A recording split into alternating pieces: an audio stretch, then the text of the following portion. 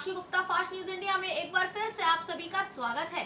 आज के इस खास प्रोग्राम के माध्यम से हम आपको यह बताएंगे कि भारत के इस संकट के दौर में कौन कौन सी विदेशी ताकत मदद को आगे आई है। भारत में कोरोना की दूसरी लहर ने जिस तरह का कोहराम मचाया है, उससे लड़ने में समूचा अंतर्राष्ट्रीय समुदाय भारत की मदद को खड़ा हो गया है। America, Australia, Japan, Britain, France व जर्मनी जैसे अमीर देशों के साथ साथ रोमानिया और बेल्जियम जैसे छोटे देश भी मदद को आगे आए हैं। दुनिया भर से मदद के लिए बढ़ते हाथ पर विदेशी मंत्रालय का कहना है कि पिछले वर्ष भारत ने जिस तरह से दूसरे देशों की मदद की थी, यह उसका भी असर है। विदेश मंत्रालय के सूत्रों ने बताया कि शुरुआती आकलन के मुताबिक कोरोना के खात्मे की लड़ाई लंबी चलने का अनुमान लगाया जा रहा है।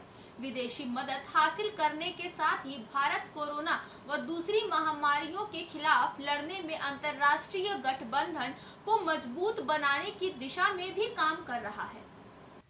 भारत के उद्योग व वाणिज्य मंत्री पीयूष गोयल, ऑस्ट्रेलिया के कारोबार मंत्री डैन टेहन और जापान के उद्योग मंत्री काजुयामा हिरोनी के बीच हुई बैठक में फैसला किया गया कि कोविड की वजह से सप्लाई चेन में जो बाधा आई है, उसे देखते हुए तीनों देश एक वैकल्पिक व्यवस्था को बढ़ा देंगे।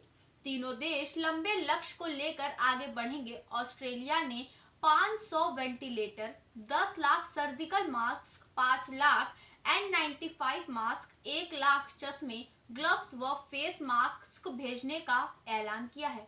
ऑस्ट्रेलिया के पीएम स्कॉट मॉरिसन ने भारत में कोरोना की दूसरी लहर को मानवता के लिए शास्त्रीय बताते हुए कहा कि हम भारत के साथ हमेशा खड़े रहेंगे। जर्मनी की तरफ से 120 वेंटिलेटर, 23 ऑक्सीजन जनरेटर व तेजी से परीक्षण करने वाली तकनीकी में प्रशिक्षण देने का ऐलान किया गया। यूरोपियन संघ की तरफ से 700 ऑक्सीजन कंट्रेस्टेड ऑक्सीजन वेंटिलेटर, 365 वेंटिलेटर और बेल्जियम की तरफ से 9000 रेमडेसिविर की डोज भेजने का ऐलान किया गया है।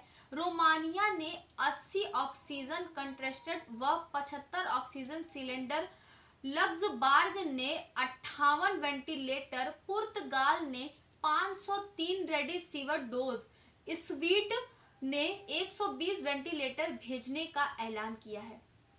तो यह थी यह जानकारी कि किस किस देशों ने कितना कितना भारत को मदद करने का ऐलान किया है। अब सोचने का विषय यह है कि इन चीजों का केंद्र सरकार व राज्य सरकार किस तरह से इस्तेमाल करती है, और हाँ, क्या इस चीजों से आम जनता का कुछ भला हो सकता है, या फिर अभी भी आगे भी वही स्थिति बनी रहेगी जो वर्तमान में देश की स्थिति बनी हुई है।